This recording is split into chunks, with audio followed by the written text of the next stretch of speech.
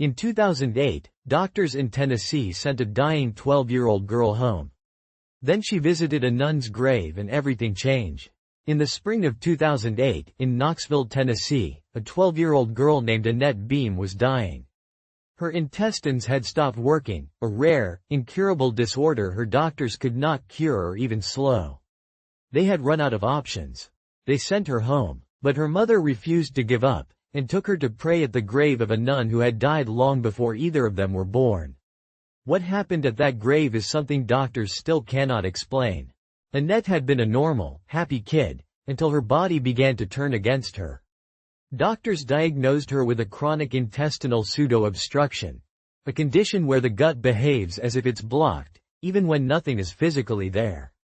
She couldn't digest food. She was wasting away. Specialist after specialist examined her at hospitals across Tennessee, and every one of them reached the same devastating conclusion. There was no cure, no treatment, nothing more they could offer this little girl. By 2008, Annette's body was failing. The doctors gathered her family and spoke the words no parent should ever hear. There was nothing left to do. They were sending her home, not to recover, but to be comfortable while the disease ran its course. Her mother, Debbie, sat in that hospital crushed by helplessness. As a person of deep faith, she made a desperate decision.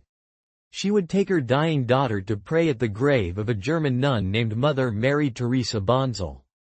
Kneeling at the grave, Annette began to pray. Then, suddenly, her body went limp and she collapsed into a deep, unresponsive coma right there in the cemetery. Hours passed. When she finally opened her eyes, she was calm, radiant, even. She told her stunned family that she had not been asleep at all. She had been somewhere else.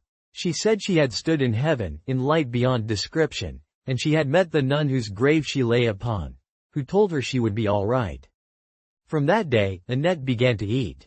Her body, which had been shutting down completely, started digesting food normally again. Her doctors, the same specialists who had sent her home to die, examined her again and again. Every single test came back clear. The incurable disease was simply gone, with no medical explanation whatsoever. The case became so undeniable that the Vatican launched a formal investigation, gathering medical records and testimony, and recognized it as a verified, inexplicable miracle. A girl science had given up on, knelt at a grave and walked away whole. Maybe you've reached a place where every door has closed, where the experts have told you it's over. Annette's story whispers something the world forgets. That the end of human ability is not the end of hope. Heaven may be closer than we ever imagined. What do you believe happened to that little girl in the cemetery? Follow Cosmic Pictures for more real stories that will change how you see the world. Medicine maps the limits of the human body, but it cannot measure the reach of God.